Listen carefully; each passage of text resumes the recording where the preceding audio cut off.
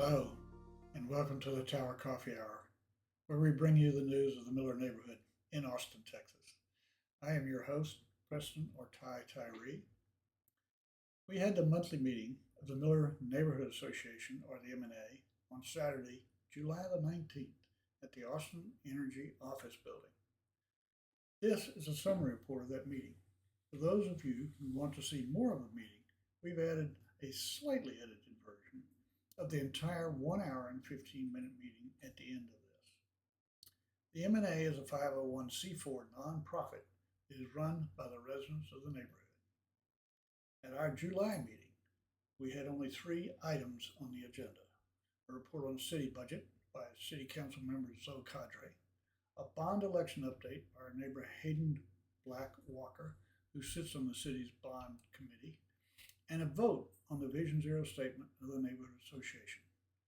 But first, we had some amazing cinnamon rolls and biscuits and gravy, compliments of Ashley Frick and her great restaurant, Colleen's Kitchen. You could gain weight just walking past those cinnamon rolls. You've got to try Colleen's walk-up window service. It opens at 8 a.m.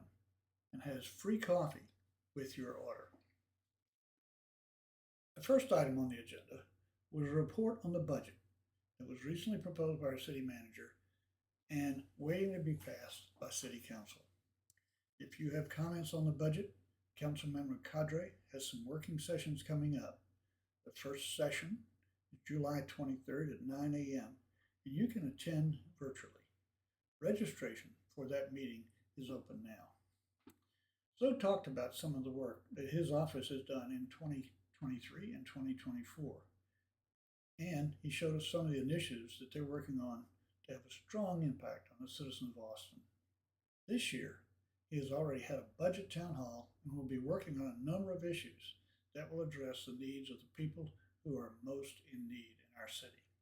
Hayden Black Walker, a neighbor who has been appointed to the 22-member Bond Advisory Task Force, gave us a rundown of the work the task force is doing to develop a bond package to take to the voters in 2026. The city currently has a bonding limit of about $750 million, and a bond package is normally made up of large capital projects like road, sewer, or other large projects, and that means we don't have a lot of room.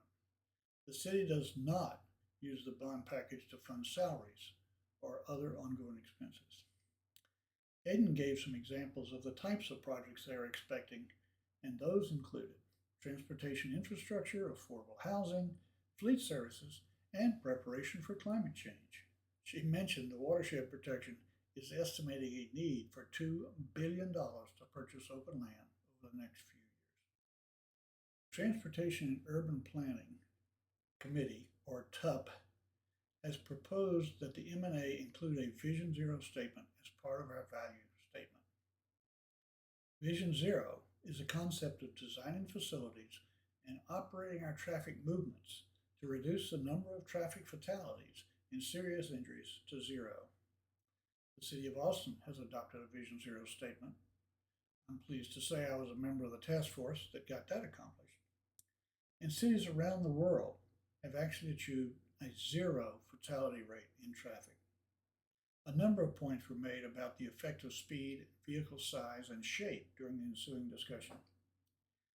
After active discussion that lasted 25 minutes and a number of friendly amendments, the Vision Zero statement was adopted unanimously by the membership present and should be on the website soon.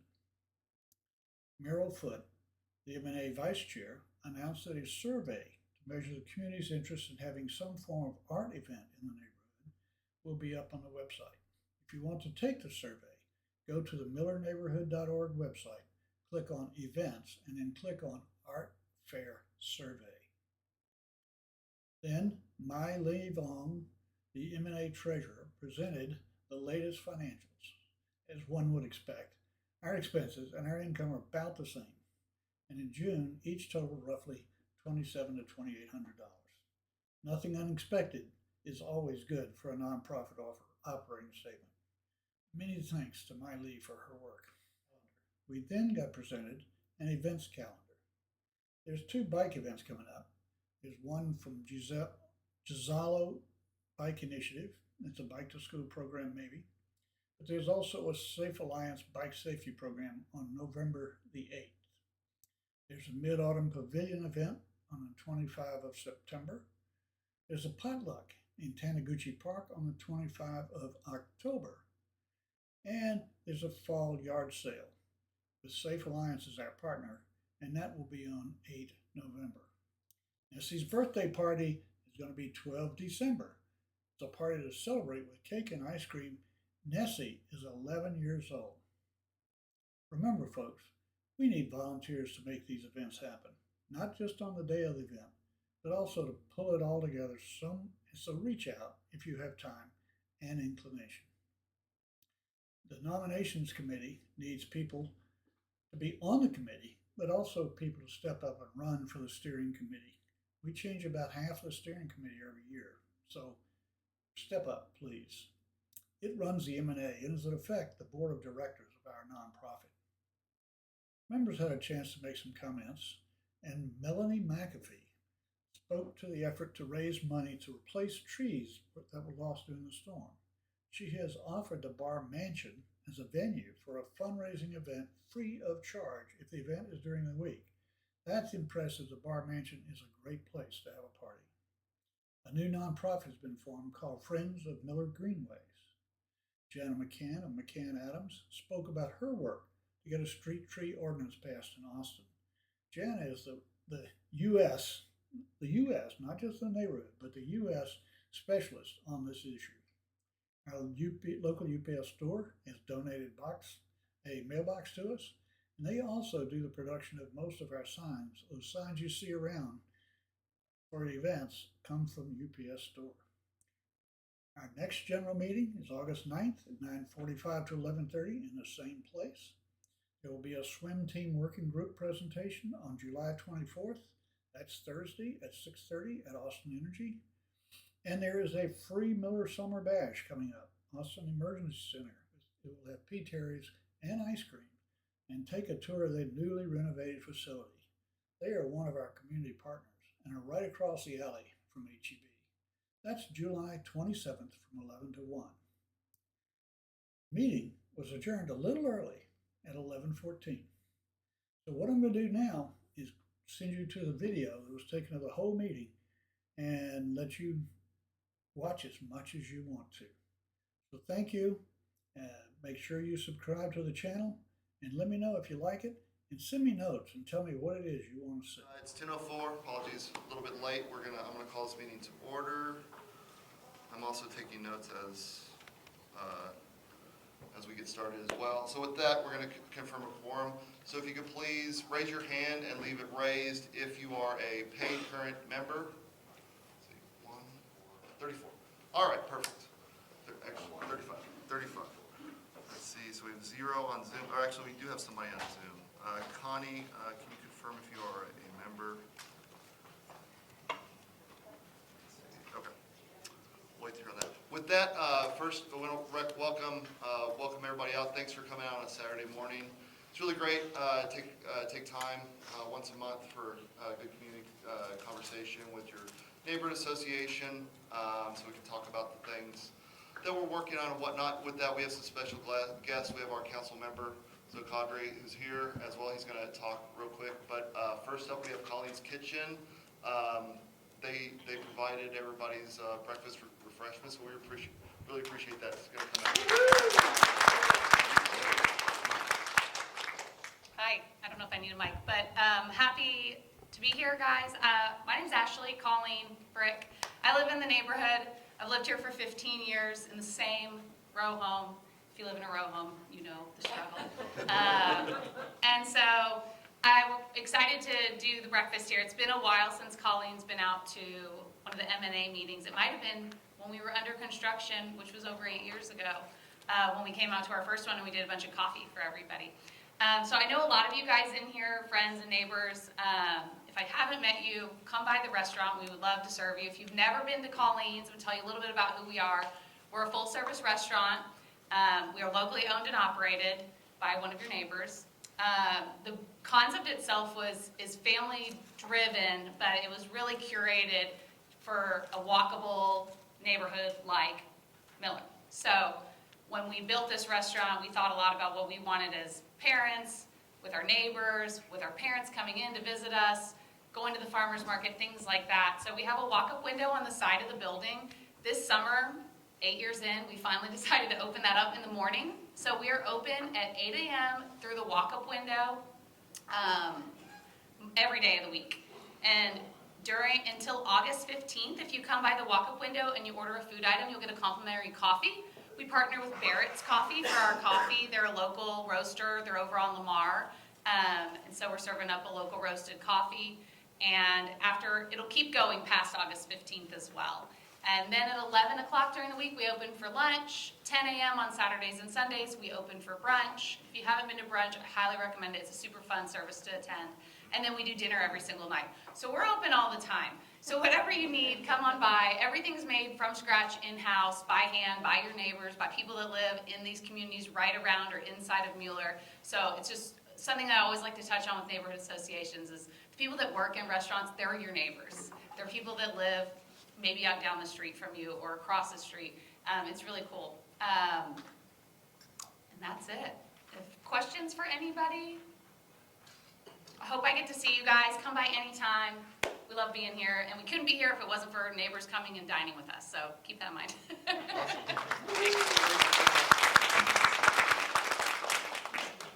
Let's see, and with that, next we have Council Member Zoe Cadre who's going to come out. He's going to talk about the budget cycle. Hey, good morning, everyone. Hope everyone's having a great start to their Saturday. My name is Councilmember Zoe Cadre. I'm really excited to be here this morning. And I also, I don't know if she's here anymore, but I also love Colleen's. When I first moved into the neighborhood, everything was either in boxes or hadn't arrived in the house yet. So I think my wife and I did every single meal for like at least 2 days at Colleen's kitchen. I think I've taken almost every single council member to Colleen's. And anytime family comes into town, we go to Colleen's. So when I saw the biscuit back there, I inhaled one really quick before I had to come up here. But no, I'm excited to be here today. Before I get into some budget highlights and some budget information, I had passed out a one-pager. I think hopefully to everyone out here, every time we come, we normally pass out this one-pager, but it's just a quick summary of everyone who's on staff, their contact information, their roles in the office. We have a new communications director, so that's a new addition. And then we have a great newsletter that goes out every other week. If God forbid there's some sort of emergency in town, we send it out more regularly. But and then all of our social media handles. So I think everyone should have it. If you don't have it, there's somewhere in the back. And then with that, the budget slide deck was meant for the open house that happened on Thursday. I know some folks here were able to attend. Thank you. But that was just the first of many conversations. So this does say budget open house Thursday, July 17th. Today is not Thursday, July 17th, but we'll go over some of that. But before I go into stuff that our office has worked on in previous budget cycles and what our budget priorities will be going forward, this has been asked of many residents in the neighborhood and constituents in general. How do I really get involved? How do I make sure my voice is heard? So the first day for public comment from constituents is July 23rd. There's a budget work session. Or a budget meeting, I'm sorry, July 23rd, starting at 9 a.m. You could either come in person and speak, you could tune in virtually and speak virtually, or if you don't want to speak at all, you can email our office or the whole dais or just the mayor or whoever you might want to email. The registration for that opened up at 5 p.m. yesterday, and it'll go up until 8:15 a.m. on July 23rd. So if you want to come, if you want to email, please do all that. With that, I did want to highlight some quick budget work that our office has done in the past 2 budget cycles and what our priorities are in a very tight budget year. So in year 1, we teamed up with Commissioner Ann Howard and County Judge Andy Brown to set up the first mental health diversion program of any kind in Austin-Travis County. It's a city-county partnership. We brought forward a $2 million budget amendment for that. It's 24/7. It's meant for children, adults who are suffering from mental health issues and need help. excited to get that up and running. We also make sure, and I think the general theme of work that our office does is how do we help, folks in our community, especially those that are the most underserved. So, we got $1 million for permanent supportive housing, wraparound services. We got $91,000 to support homelessness service providers. There had been issues on 6th Street and Rainy Street about drinks getting spiked, and unfortunately, folks either getting hurt or getting robbed. So we became the largest city in the country and only the second city actually nationwide to get a drink spiking test program. It was initially started off as a pilot. Now it's a permanent program. Over 70 bars have opted into the program in the city of Austin. And it's a great program, and I'm really thankful we have that. And then representing UT Austin and also ACC, we started a college fund grant access program.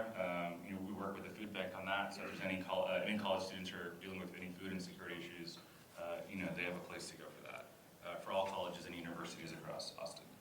Then last year, we worked on a counter assault strike team paramedics. It was a $275,000 budget amendment. It's for folks, EMS and APD, to be on the ground around Rainy Street, around downtown, that if God forbid if there's an active shooter, they are there. We continued funding for the mental health diversion center pilot. At the time, we had set aside $6 million over 3 years. We did $2 million year one. When year two started, they said, hey, we actually don't need the full $2 million this year, so it ended up being $300,000. We now have a downtown homelessness street outreach team, the program is called the HEART program. So if there's anyone who's suffering from homelessness on the street in downtown, you'll see folks walking around and get them any assistance and any guidance. We were actually able to get folks off the street and into shelter through this program, and we actually had also a resident when the Katie Lofts opened up in district for formerly unhoused folks. There were people who were contacted through the outreach program who are now fully housed. And then we worked on a community health navigator services program for Asian American immigrants. We worked with ACHI on that item, which is an AAPI health organization. And this budget cycle, we don't have any dollar amounts quite yet. We just had our first budget presentation last week. We just had our budget town hall. On Thursday, we're the first council office to do that budget town hall, so we're still kind of feeling things out with our budget subquorum, but also just in general, we're going to continue to have more information given to us. But the things that we really want to work on, that hopefully we're able to work on as much as we can, is an EMS street medicine team. Because of federal cuts, immigrant and refugee emergency fund is something the city wants to, and our office really wants to kind of lead on folks who might need legal services and folks who might need assistance, financial assistance of any kind. We had a town hall with AFSCME workers, which are city workers. AFSCME is a city's union. So they brought forward an item around progressive cost of living adjustments for city employees. Our office plans on leading on that. Continued funding for the mental health diversion pilot. This time around, it will probably be that $2 million that we have seen in year one. And then we talked to folks in the downtown area, a lot of the shelter providers, and they said something that's very cost effective that really does help folks is, unhoused folks, is showers and restrooms. And it's a $75,000 ask, which the amount of good that it actually does, and these people also get fed. They get a level of shelter, they get showers, they get able to use the restroom. We thought it was just a very low ask and very high reward for folks who are suffering from a lot. So that is, and there's no breakout session because this is for the town hall. Yeah, that's it. What I have done is I left this is the budget, City Council Budget Town Hall packet that the City Manager's Office had provided to all the council offices. Carrie Lang, who was here, not here, she was at the Budget Town Hall, had gone through the slide deck. It's not too many pages, it's about 15 pages, so it's a good nighttime read before you go to sleep. I left a bunch of packets back there. If we, for whatever reason, run out of packets, please reach out to our office and we can email you a packet. And then the budget office had also left a City of Austin taxpayer impact statement as it relates to the 2025-2026 budget. There's a lot of those back there, so hopefully we don't run out of any of those, but if we do for whatever reason, please reach out to our office. And then, like I said, the first opportunity to speak will be on July 23rd at 9 a.m. But if you can't make that and you can't make any of the other public comment periods, you could always just reach out to our office. We do office hours, and because it's budget cycle, we've been meeting with a lot of folks in various neighborhoods, in various stakeholders throughout the district and throughout the city. So yeah, with that, I really appreciate it. Unfortunately, I can't stay long. I'm glad I got the biscuit when I did. But I have family in town. I also have a very pregnant wife who's due in less than a month. So I gotta get home, but I do appreciate y'all. Thanks for having me, and I'll see y'all around in the neighborhood. So thanks. Thanks again. Thanks again for coming out, not only our council member, our neighbor, and also MNA member as well. So with that, next we have Hayden. So Hayden is also MNA member and also one of our neighbors. She's on the bond advisory task force. And so one of the things with budget is it's an annual cycle, so it's either you're getting ready for the budget or you're actually talking about the budget. And with bonds, it's on a little bit longer time frame. And so 2-4 years kind of bond cycle. But I think it'll be 4 years since we've had one. You're right. You're right, yeah. So go ahead. Brady. Thanks again, Hayden. Sure. So I apologize, I didn't bring any slides, in part because we're still sort of getting our feet wet and figuring things out, so I thought I'd just give you a quick overview of what the Bond Election Advisory Task Force, lovingly known as the BTIF, does. And all that information is also on the website. If you just Google 2026 bond, City of Boston, it'll pop right up. But so the task force was appointed by council. So there are 22 members. Every council member and the mayor appointed 2 people. And we have started meeting. The goal is to get a bond on the ballot for 2026. The city typically likes to do a 6-year cycle of bonds, and the last one was in 2020, so the timing seems appropriate. And there are multiple kinds of bonds. These are general obligation bonds that would go on a ballot that you would be voting for in an election in November 2026. And they are just meant to be for bigger capital projects or programs. They typically are not for things that are disposable, like salaries or vehicles and things like that. There are other mechanisms for the city to use those. So I will tell you, I was born and raised in Austin, and I remember when it was a sleepy little college town, and we're not anymore. There's a lot of need out there. And it's going to be, I think, personally, pretty difficult to figure out what gets funded and what doesn't.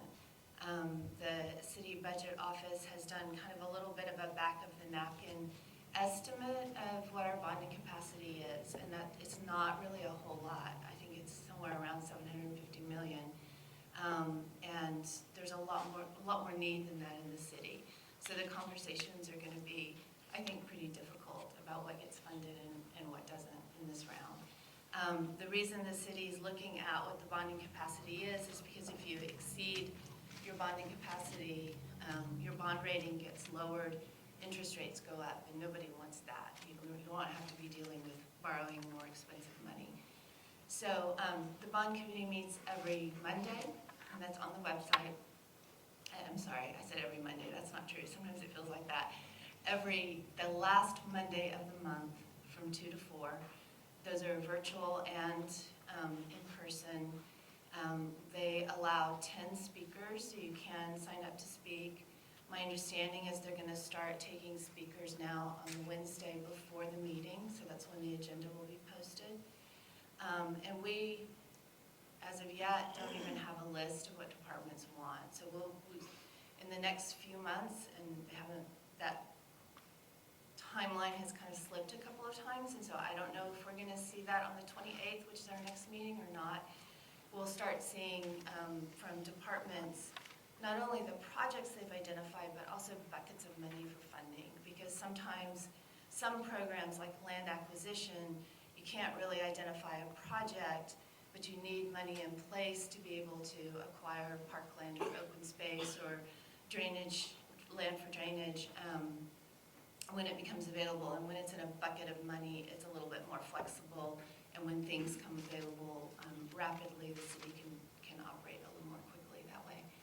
So I don't know if any of that was helpful. I'm happy to come back with slides in the future when we actually start looking at what this is going to mean. Right now, we're just hearing from each department about what criteria they're using to select projects for the things that they think that they need.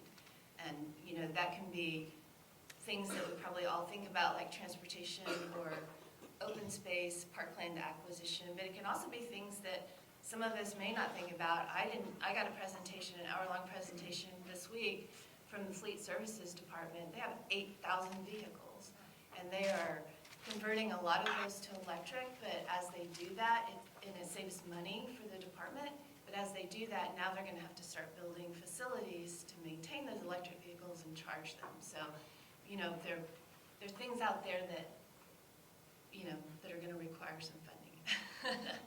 So, I'm happy to answer any questions if I can. If put you all to sleep, it's not very sexy. Yeah, Kat. Do you want to mention any other examples that people are talking about? There was a survey, and so people could like lump, like what are the things that people are thinking about? So you said parks, transportation, housing. Yeah, so I haven't seen the results of the survey yet. We'll see them on the 28th at our meeting. Yeah, there's transportation, infrastructure, parks, open space, fleet services, which I mentioned, housing. In the past, we've done a lot of affordable housing projects through bonds, and that's made a really big difference in the amount of affordable housing that we can offer. Now I'm drawing a blank. You put me on the spot. But basically anything, you know, and the numbers are big. Like, you know, I see your hand up, and I'll get to your question. You know, the origination of this bond was a discussion about being prepared, better prepared for climate change, right? And in order to do that, one of the things we need to do is plant more trees, and one of the things we need to do is acquire more open space to deal with runoff and to manage getting the water back down into the aquifer. And my understanding, I've just heard this through the grapevine, is, you know, Watershed Protection is saying they could use $2 billion, but we don't have $2 billion in bonding capacity. So it's going to be difficult, I think, to balance one thing against another. Yeah, I saw your hand up earlier. I get concerned that you automatically want to do a 6-year cycle on a bond.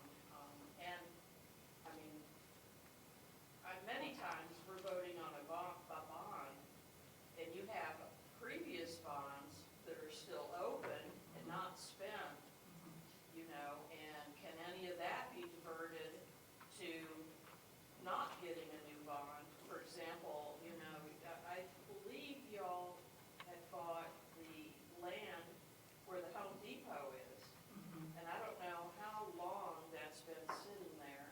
You finally cleared it. So, you know, are we always, I know you're looking ahead, but is there a way to not have so many bonds open and that you close them or reallocate maybe on previous bonds, you know, for future stuff? You know what I mean?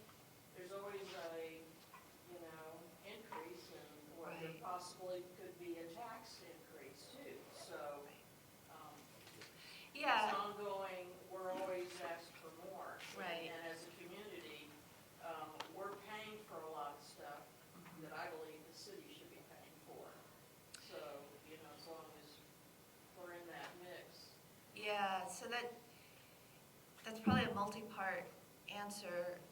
First of all, I'm an appointed volunteer to the task force to just look at this bond. So, but that is a question. I was appointed by the council member, by Councilmember Kadri. That is a question that we've started asking is, you know, previous bonds where money was allocated and things haven't been completed, could that money be reallocated? In some cases, there may be projects that we voted on in the past that aren't fully funded, that, you know, we may have to look at that too. I will also say, you've probably been hearing this, but the state put an artificial limit on our property taxes, which makes the budget really tight. It means that in the years going forward, we're gonna have budget deficits, and we have to figure out a way to make that up. And so that puts, I think that puts even more pressure on the bond system that we use, because there may be projects that we can't afford through the budget. So things get kind of split out between the budget and the bond. And the 6-year time frame is kind of an arbitrary gauge that we've used in the past. Sometimes we've had more frequent bonds, like we had one in 2016, one in 2018, and one in 2020, but we haven't had one since 2020. So I know that the city is trying to finish up some of the projects from those older bonds, in part because they need to be finished, but also in part because that diminishes our bonding capacity, because those things are still on the books and they need to be cleared out. So the goal is to get those finished by the end of this year, I believe, so that they better understand our bonding capacity for 26. Other questions? Like I said, I'm happy to come back with slides and with more detailed information when we actually get that. I haven't seen it yet. All right.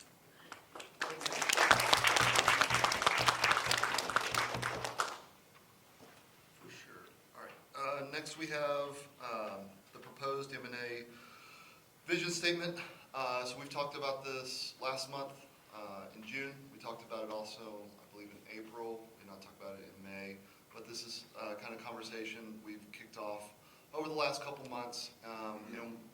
At the last meeting, what we talked about was sending to the Transportation Urban Planning Committee, and a couple members are here with me as well, I chair that, to develop a statement that the M&A, to take to the membership, y'all, and so that we could discuss, and hopefully we can make it part of our values. So having it on the website, having it ground our transportation conversations and whatnot. And so this is up here. I'll read it out, and let me move this. The link is in there. Yeah, and the link. It's Oh, saved in the drive. that's right. Yeah. As well. I'm not yeah.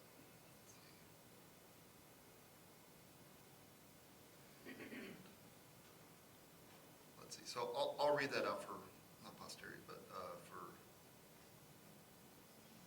I zoomed in the wrong way. Let's see. So, and before I read that, is there any questions or thoughts just on that? And I can read it first, and then we can start having the conversation. All right. So the background of this, Vision Zero is Austin Community's goal to reduce people hurt or killed by crashes to zero through street improvements, policy changes, enforcement, and education. Vision Zero was first adopted in Sweden in the 90s and has led to major reductions in traffic deaths and serious injuries in many cities and also countries as well that have implemented its policies. Communities that adopt Vision Zero believe that traffic deaths and injuries are a preventable public health issue, not a result of unavoidable accidents. That's part of the reason say crash instead of accident. Accident implies we can't do anything about it, but we can. We do have agency as individuals and also as a society. Austin is consistently ranked as one of America's best places to live, but too many Austinites die in traffic crashes each year. On average, an Austinite is killed in a crash every 5 days, and someone is seriously injured in a crash every 20 hours. The last deathless day on TxDOT roads was November 7, 2000. Everyone lost to someone's loved one, and each of these deaths and injuries are preventable. The Austin City Council adopted Vision Zero as part of the Imagine Austin Comprehensive Plan in 2015. So we're going on a decade of Austin being a Vision Zero city. Austin's Vision Zero program is a member of the Vision Zero Network, a growing coalition of U.S. cities committed to eliminating all traffic fatalities. This is through a combination of safer street design, targeted law enforcement, and evidence-based public policy, thoughtful public engagement, and participation from community. Austin as neighbors can ensure Austin streets are safe for everyone. So that's the background. So the next is the statement. So any thoughts, questions on the background of what Vision Zero is? And maybe just raise a hand if you have been impacted or somebody you know has either been in a crash or has been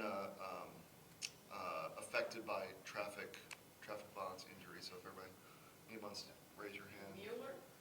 Anywhere. If you've ever been impacted by it as well. And so that's, if you look around, that's most of the people in this room have been directly impacted by traffic violence in some form or manner. Okay. So with that, any questions and comments? Okay. With that, this is the proposed statement, and we can talk about this. This was proposed from the Transportation Urban Planning Committee. We had a nice long conversation building this up, and we presented it to the steering committee. The steering committee voted to send this to the memberships for discussion and hopefully adoption. So with that, here's the proposed statement. The MNA is committed to achieving Vision Zero for all who travel within the Mueller community, residents, visitors, and commuters alike. By valuing the safety and well-being of every individual and developing a purposefully proactive and protective environment, Mueller can achieve a higher level of connectedness while ensuring everyone can travel through the neighborhood safely and confidently. MNA envisions and will work towards a future where no one is killed or seriously injured on Mueller streets. To achieve Vision Zero, MNA will, 1, foster a community that prioritizes safety, accessibility, and equitable mobility for all modes of transportation, including walking, biking, rolling, and driving. MNA is dedicated to building and maintaining an intentionally safe, calm, and predictable neighborhood for everyone, especially those who are most vulnerable on our roadways. This commitment extends to all people. And then 2, actively prioritizes safety improvements based on data and best practices in traffic safety. This means advocating for and supporting initiatives like safer crosswalks, protected bike lanes, traffic calming measures, and safer speed limits, both within Mueller and on the connecting thoroughfares that impact also residents' daily lives. So with that, I'll open it to the conversations, thoughts, and whatnot. Andrew. If you want an idea how this translates to reality, the lowering of speed limits in Mueller to 25 was a direct outcome of this kind of thinking. And just a few miles an hour really changes the after effects if something does occur. So that's the reason why most streets in Mueller are 25 miles an hour. For sure. And then expanding on that, so what Andrew's talking about is there's a graph of if you're a pedestrian, cyclist, or even in a car, the speed of the impact in which that happens, it pretty much, if it's under 20, you pretty much live, and if it's over 20, you pretty much are either seriously injured or, not. And so every mile an hour we get speeds under 20, so it's 25, so that was a step down from 30 and 35 in many cases. So getting those speeds down even lower to safer speeds means that for the most part a crash doesn't turn into a death. It doesn't turn into a life-changing event or whatnot. So we had one other question first. Yeah, so on the list of modes of transport, I was wondering, I don't see anything about public transit on that. Is that not kind of within this scope as well? It is. That's a really good point. And so I think what you're hearing is what I'm hearing. What a way to translate that is a friendly amendment to add transit as well. Okay. So with that, so as the motion, getting into like procedure. So as the motion maker, I would accept that as a friendly amendment. Does that sound right to everybody? Okay. Let's see. All right. And I don't know who's. So I'm gonna go over here real quick, and then we'll come back. Ani. I really like the phrasing, foster a community. It's an attitude. It's an attitude adjustment of really looking out for your neighbors, really noticing what's going on. And I think given the nature of this neighborhood,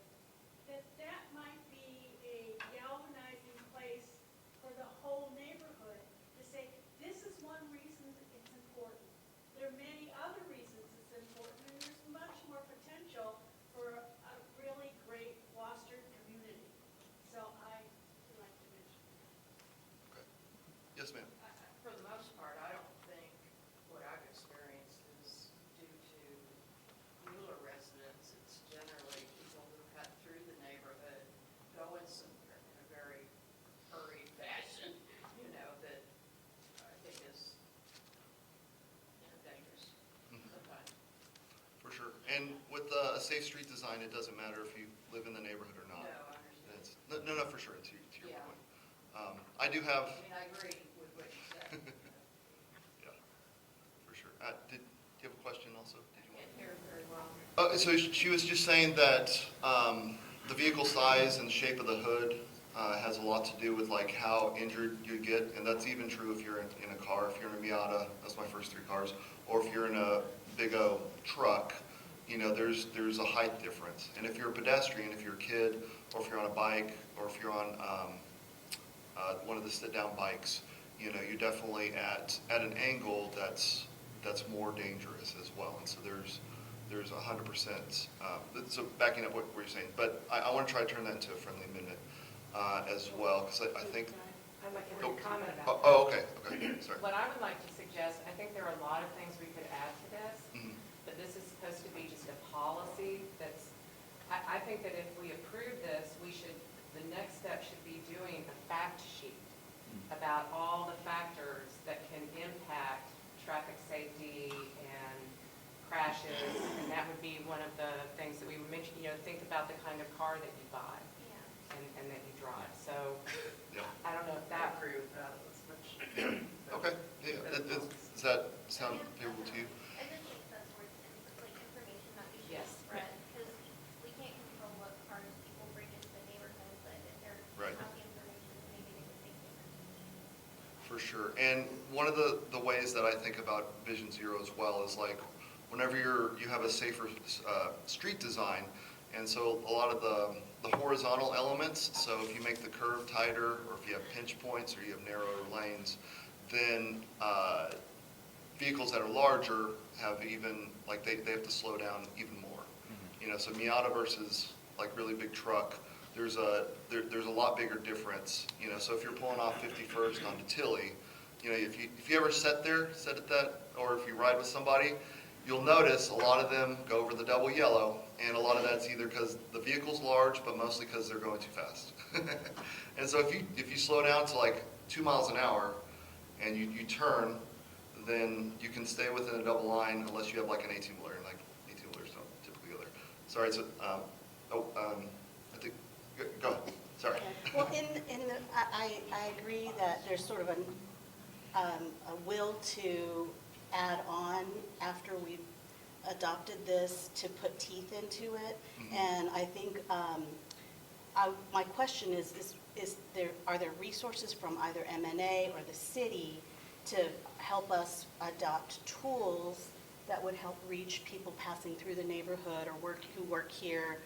Maybe a fact sheet in the restrooms at all the businesses, or signs on the street, or even, you know, sort of flags or whatever we can do to bring awareness that this is a Vision Zero neighborhood. That's a really good question. There is street, what's it called? Like little signs you can put in your neighborhood. If you Yeah. go down, not Antone, is it Antone? What's the one at the top? Is it Antone? If you go down Antone, a couple of our neighbors have put in, as well as on Tom Miller. If you go on Tom Miller on the west side of Tilly, you'll notice some street signs that's provided by the city. I can does post it a link. flash the speed that you're going? No, that's different. Okay, I wanted to make a comment about that. For sure. But to your point, you can request from the city signs to put in your yard that says Vision Zero. I believe it's like slow down for your neighbors. But or what something I'm like asking that. is like for us collectively as a MNA, not individually as residents, Yeah. to have a campaign to, you know, bring awareness that this is an intentional part of our neighborhood. I think one thing that we could do is, if the MNA wants to do this, we could have yard signs made, and we could sell those at cost to any neighbors who want to put them up in the yard, so that there's a consistent branding or image that people are saying, you know, I don't know what the messaging would be, that Right. could develop that, but that might be one way that we could do that. Yeah. No, for sure. I'm very receptive to that. I think the TUP would be very receptive to that as well as like communications committee would be receptive to that. And so I think those are all great ideas. And this is like good locust for that effort. Meryl, did you have? Yeah, so those electric signs that show how fast you're going, I think those are so effective. And that's one of the things that this would really support as well, and I'd like to see more of those. I think we need them on Tom Miller. People just zoom by my house between Berkman and Antone. Mine too, and actually it's a Yeah. neighbor kid on the other side of Okay. Tilly. So how do we get more of those, and how do we figure out where they should go? I think that there's a combination of ways to crack that, and it's like we would take that to the top. The top would probably develop some list of recommendations for locations. And so like if you have a thought idea, a location, and then, hold on, I'll get to you, Lonnie. If you have an idea for something like that, my thought is after this, so I've been thinking about this for a little bit while, and I know some of us as well, is that after we do the Vision Zero, and I'm going to make a motion that we add on to this, that after, if this passes, then the MNA steering committee will approach the POA about the POA adopting Vision Zero as well. And so I think we have different members, but we also have the same members. And so getting both the POA and MNA on board, and I think after in conjunction with the POA, this is my vision, that my vision of Vision Zero is that we go through kind of a community discussion about neighborhood safety, about neighborhood traffic safety. And so what that could be is folks would say like, where do you feel unsafe, the most unsafe in the neighborhood? Where are some of the spots, like on Tom Miller, both sides, that you feel like that design speeds are not matching what our values are? You know, so like once you're in the neighborhood, you're here. Once you're in the city, like it's an unrealistic expectation to want to speed, and that we have to that people have to drive safer and they have to travel safer throughout the city. And so that's my vision of next steps. But definitely like want to put a amendment for that. But DSDDs, I think there's a lot of locations. So those are called digital speed display device. And so when you're going down the street, it'll say what your speed is, or if you're going too fast, it'll say slow down. It also collects data as well. Well, I wonder if we should add in one more bullet here then that says something about collaborate with the Mueller Property Owners Association and other entities in the neighborhood and the city to achieve our vision. Something simple like that. So that sounds like a friendly amendment to me. And so I would accept that as a friendly amendment. So let's see.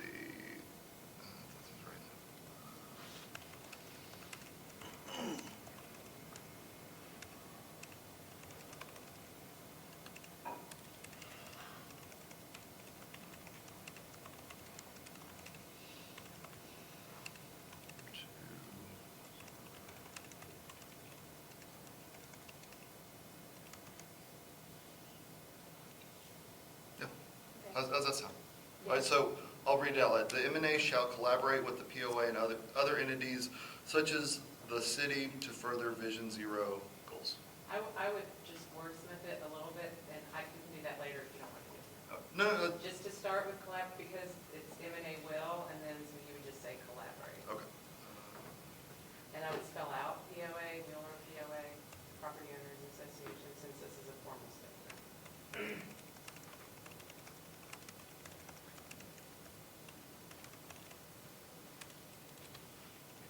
And then City of Austin.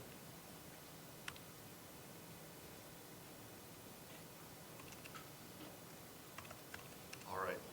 So next question's To gonna. further, should we say to further M&A's Vision Zero goals, or Just- just leave it general? Yeah, because I think Vision Zero is very Okay, general. It's okay. Yeah.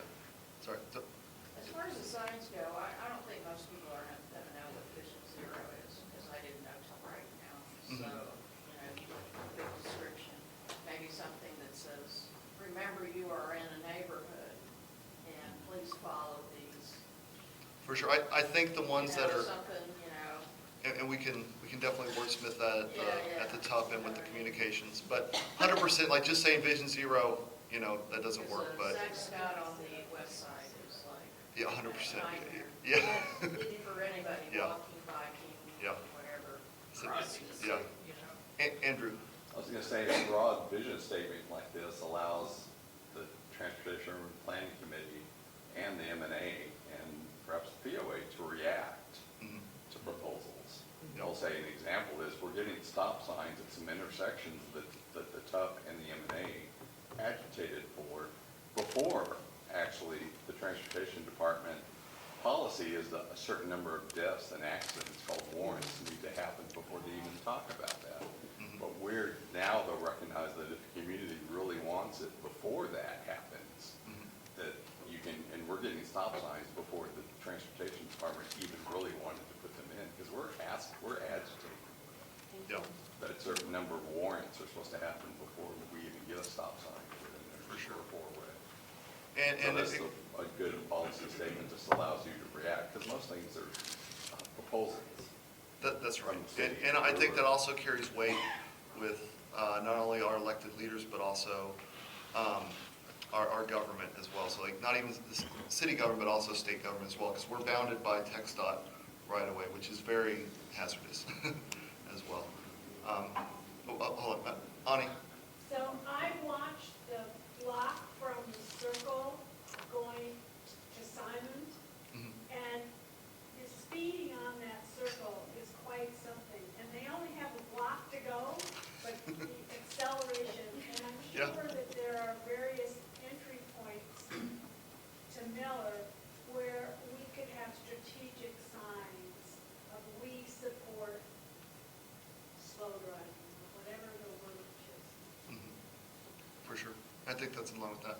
Next, we had another, I was just gonna say real quick, I think that we should create a page on the website that's Vision Zero, post this there, Mhm. and then put resources like fact sheets Oh, yeah, and yeah. links to other, Yeah. like the city's page and stuff. yeah, that's a great idea. Hayden? I work in transportation and I've seen Vision Zero policies like this make an enormous difference when you really set your goals on safety, especially on vulnerable road users. So just wanted to thank everybody for doing this. I think this could be really helpful. With that, I'd like to make a tiny little amendment. No, yeah. I think in the very first paragraph, ends with the word accident. I would propose, not in the statement, in the overview in the top. And that came from the city website. Oh, it did? Shame on the city. Well, I think the point is not as a result of unavoidable accidents, they're calling out as, that as like, what he was saying is like, Yeah, I see a lot of language can be so important. I would Sure. just say. Change it to crashes. Yeah, people can. Yeah, that, I mean, that was the city. Or I mean, I- collision, that- Yeah, collision. yeah. When they started the campaign years ago to convert from accident to crash, it really changed the way that the media reports too, which I think is Yep. really critical in how we think about safety on our streets and what we can change. For sure, and I think current AP style changed, so Associated Press, right, changed from saying a car hit somebody to like, we're about to have cars that are driverless, but to put agency amongst it is like, it's not a gun that shot somebody, it's a person. It's not a car that hit somebody, it's a driver. That will change, and we also have automated vehicles in big cities like subways, and so like the subway that is automated, then yeah, that would be like the subway hit you, like, you know, for sure. So yeah, it's a great minute. So, yes, ma'am. And I would probably add something. I think most people just ignore signs sometimes. And if you put something like whatever the city code is or what's appropriate for the city as to, this will be enforced. Mhm. You know, if it's 25, you're gonna, you know, Yeah. you know what I mean? It's for sure belts and suspenders. I think, yeah, I mean, if you there's put, consequence to it. for sure. And, you know, in a lot of the parking lots, there won't be a speed limit, but there'll be a speed hump every 10 feet. And so you don't have to say 5 miles an hour if you get the design right. They should know that. Yeah, yeah. You know, Yeah, it's exactly. like people picking up their dog waste, Mm. you know, ha ha ha. Yes, ma'am. Yeah. All right. Let's see. Any other comments, questions, concerns? All right, perfect. With that, then I will call, let's see, call for a vote.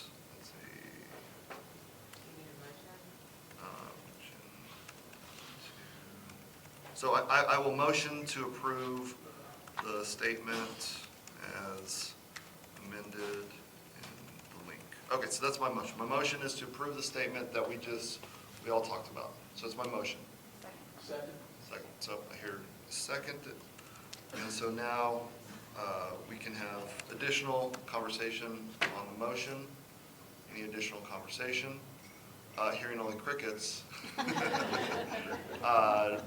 I call for the vote. So we're gonna go backwards. I like doing backwards. Any opposed to this? Okay, any abstentions to this? Okay, looking online. Online, speak up or raise your hand if you're opposed or abstaining. I can fix it if I miss you as well. Okay, with that, I consider it unanimously approved. All right, excellent.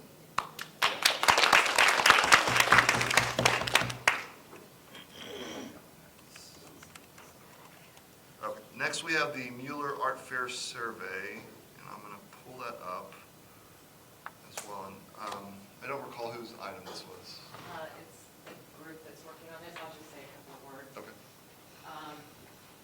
So we're collecting comments right now about the possibility of Mueller MNA having an arts fair, some sort of art event in our neighborhood next year. And so we want to find out, is this something that neighbors want to have? Is it something that they would attend or participate in? Because we have so many creative people in our neighborhood, so many artists, and it would just be really fun to have this kind of event. One of the things that we're looking at is maybe working with business communities, or I think Kaz has even talked about having a street fair. So lots of good ideas out there, but we would love to get your feedback so that we can have that to move forward with your ideas and your interest in participating.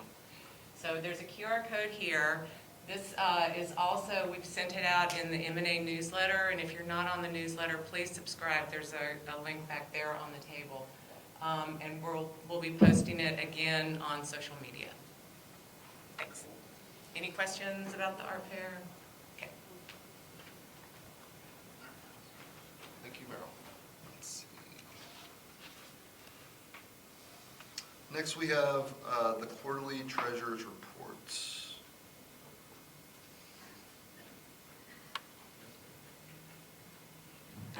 Good morning, everyone.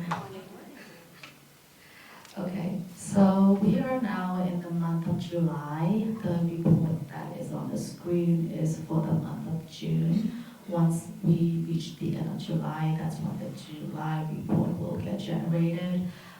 First and foremost, I want to thank you, Andrew, for completing the July 4th event.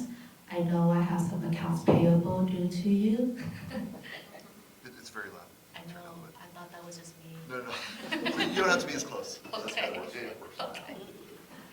Testing. Okay.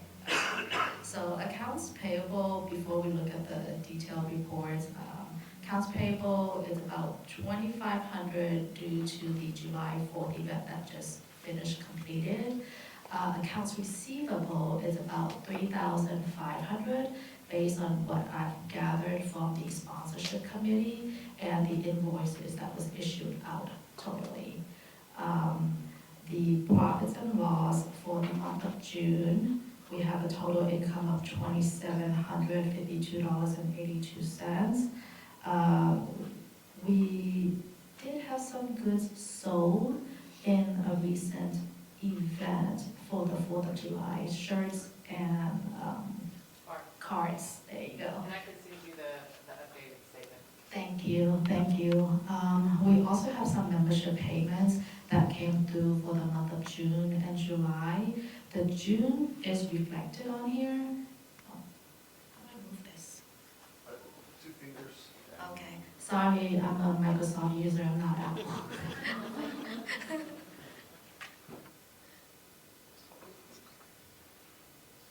See, there you can also use that. Oh, perfect. Okay. So we did have some payments of membership through our online payment system that is not showing up on here since this only encompasses June. Our operating expenses for the month of June is about 2438.04. As you can see, the total income and the total expenses, these are your debits and your credits. They almost line up. Go down. Honestly, we're operating on a nonprofit because we are a nonprofit margin, so this looks pretty good. What I am asking for from our members is volunteers for the upcoming mid-autumn fall festival. And if somebody who's really, really good with auditing and accounting, if they could also reach out to me, Miro or Cass, to help us do our annual audit, I would really, really appreciate it. If you are interested, after the end of this meeting, I will be sitting down with some of our committee members to go over some of the duties that a treasurer, would need help with. Any questions? No questions so far. Thank you so much, everyone. Have a good day.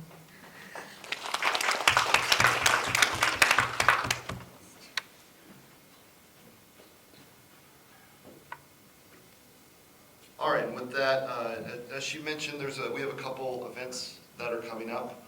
So I'm just going to run through them real quick. Let's see, we've got a potential bike to school bike event. So date is going to be determined. That's in partnership with the Gisalo initiative. Does anybody have an updated date on that right now?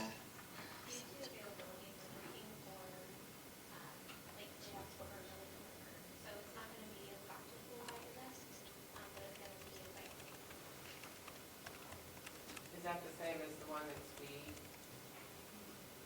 So we're gonna talk with, so there's two bike events that are happening. One of them that's being hosted by the Safe Alliance, and then the one that's being hosted by Gisalo. Which one's which? What is the Safe Alliance the first one or the second one?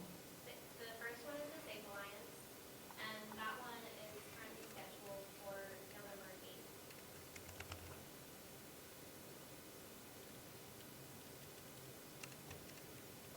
Okay. And then we've got skipping to D real quick. Just all that's it. So November. So we got one for November 8th and one for mid-October, late November. Late October, early November. Okay. So there's a possibility that these will be combined. I'm meeting with Gisalo, Preston and I are meeting with Gisalo on the 25th. Okay, perfect. So we'll be on the lookout. Perfect. Let's see, next we have the Mid-Autumn Pavilion event. That's 27th September, so put it on the calendar now. So we hope to see y'all out there. Also, all these events, this event, particularly like May just said, is we're looking for volunteers to help with that. So the more folks who help, let's see, more people make lighter work. And so sometimes, like, if the only thing you want to do is like graphics, or you want to help day of, or you want to help beforehand, calling vendors and stuff like that, anything you can do at any kind of contribution kind of level, that's what we're looking for. So like as a unpaid volunteer organization, we run on the power of our members and volunteers. Anything else anybody wants to say on the fall events? You should put an N on the end of autumn. Yeah. Oh, And also, I was just checking, Nessie's birthday is December 10th. okay. But I think, let me look and see what day of the week that was. We may have moved it to the Friday, yeah. I put what we had on this. Yeah, that's fine. So 12th or 10th? It's, well, her birthday's the 10th, but we're celebrating it on her birthday. So birthday event. All right, and I'll let you talk about that in a second. So, we've got on 8 November is our fall yard sale, so put that on your calendar as well. And Mueller Potluck at Taniguchi, that'll be 25 October as well. And for the fall yard sale event, we're talking with the Safe Alliance that's in Mueller and it's everywhere in Austin, but they'd like to partner with us so that they would be the recipient of any of the donated items after the yard sale. They also are planning to give us a list of donated items that they're always looking for. So even if you don't have a yard sale, you can participate by bringing those items to the truck that we're going to be delivering to their warehouse that day. So we're excited to be working with a community partner. And Safe Alliance is also, that's in the neighborhood behind the, It's next to Salvation Army. next to Salvation Army. Yeah, so right there at Maynard and Zach Scott. Yeah. Yeah, exactly.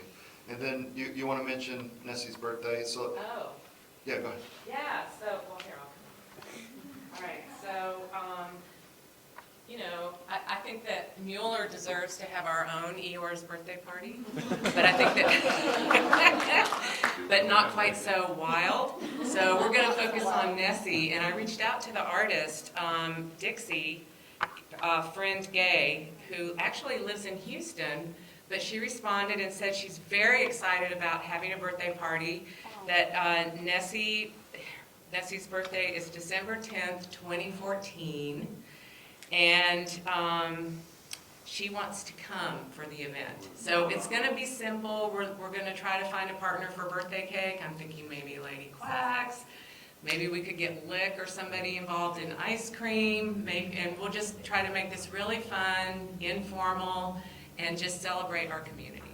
So if anybody wants to volunteer for that one, looking for volunteers. If Nessie's birthday was the 2014, that makes this her 11th birthday. Yes, you're right. You're right. It's not the 12th.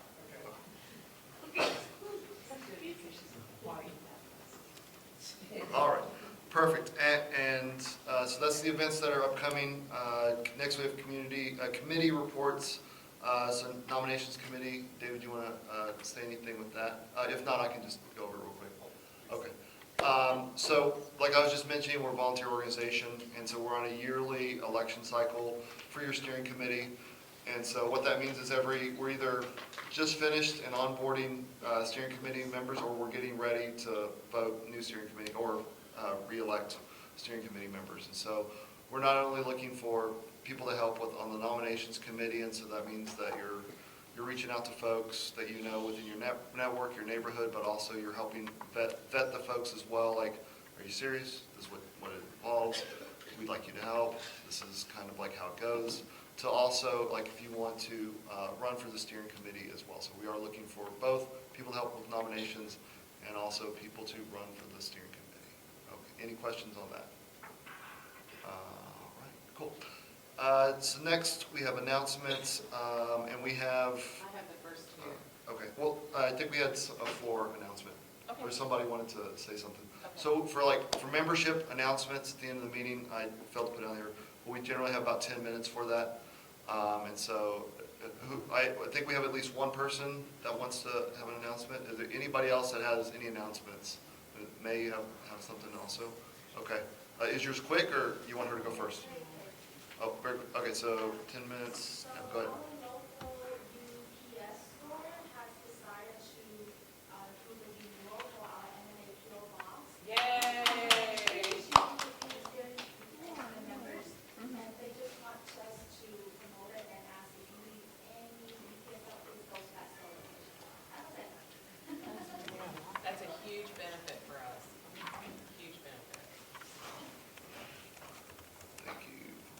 Okay, so next, do you want to come up here? You have something?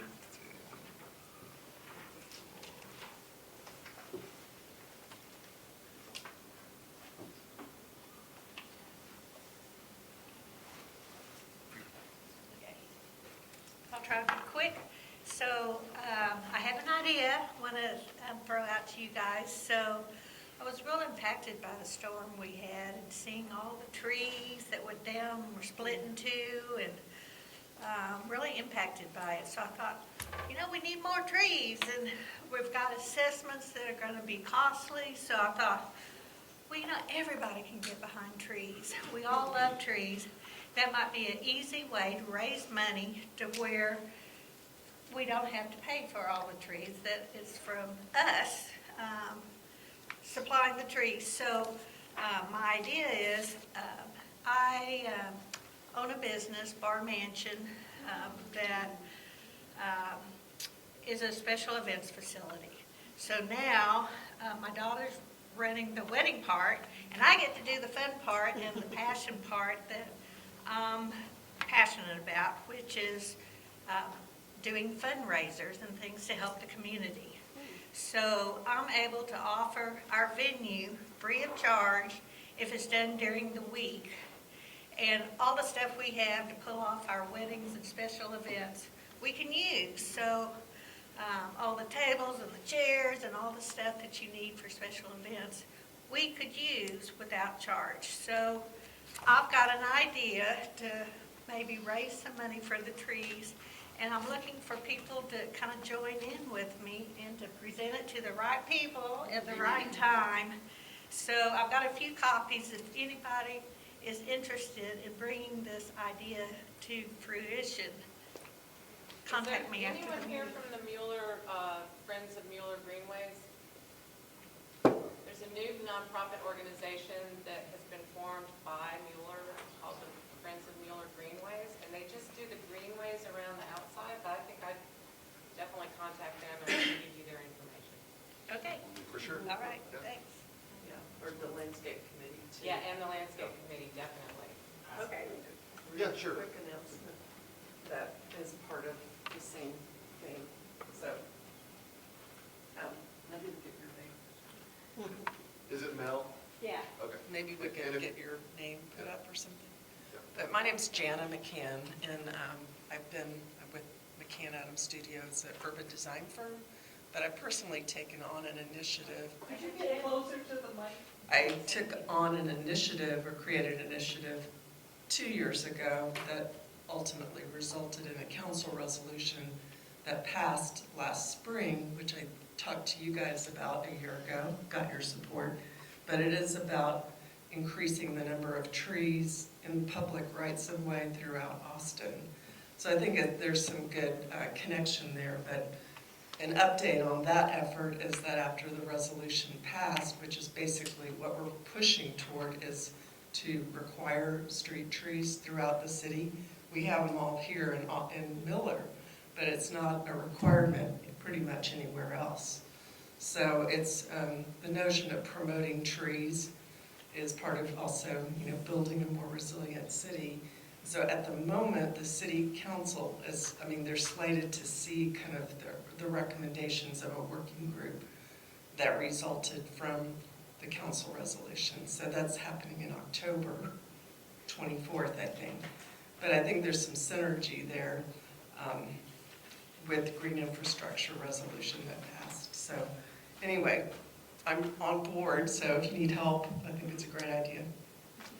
For sure. Thank you. All right. Yes, ma'am. The next general meeting, August 5th is a weekday. That's not a Saturday. So is that date correct? Maybe it's opposite, so It's that also should be. not August, or no, it is, I'm sorry, I'm thinking. So the 9th is a Saturday, but the 5th is a Tuesday, so maybe those Yeah, I think two- it was flipped. Okay. Yes, exactly. And with that, so, Meryl, you have, Yeah, there are a couple of things in the drive I was going to just show, so. let's see. Page 25. And here's it's the MMA agenda. Okay, go ahead. Okay, so one of the things that the Mueller Property Owners Association has asked MNA to do is to help communicate information about the swim team working group. And I just wanted to let everybody here know that there's going to be a presentation, a presentation on these, or an update on the swim team group on Thursday, July 24th here at 6:30. So there's a QR code if you want to join online, and there's some papers that are circulating if anybody wants to take those. And then the other one was a event that's happening, Summer Bash. So there's going to be a free Mueller Summer Bash sponsored by Austin Emergency Center, and they're going to have the P. Terry's track. They're going to have ice cream. They're going to have giveaways and other things that their activities and stuff that they're doing. So they asked us to ask you all to stop by, say hello, take a tour of their facility. apparently it was damaged during the storm, and so they did some remodeling and repairs, and so they just want to have an open house for the neighborhood, so. Did you bring it down? To see the top?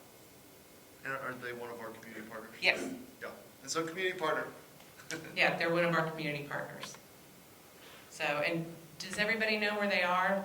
They're like, yeah, right in the same area that HEB's in. For sure. Awesome. Thanks, Meryl.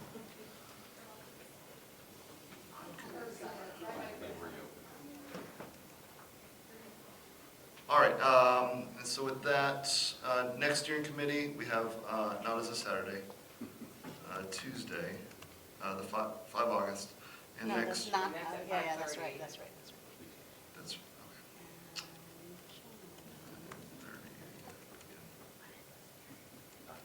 okay. The steering committee is the board.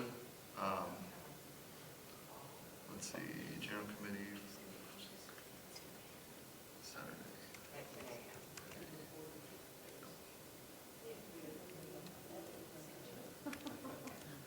Okay. This is the Q&A. I did have it on the thing. So that was the floor announcements we had. But anybody have any alibis? Alibis is like, you didn't, it's a different way of saying it. If anybody's been in the military, it's like if you missed your shot, you get another shot. All right, so with that, I'm gonna call to adjourn the meeting. I see no further business on the agenda.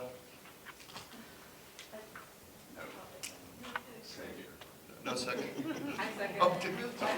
All right, any opposed? All right, perfect. All right, thanks, and we're in a little early, 11:14. All right, so thanks for coming out, everybody.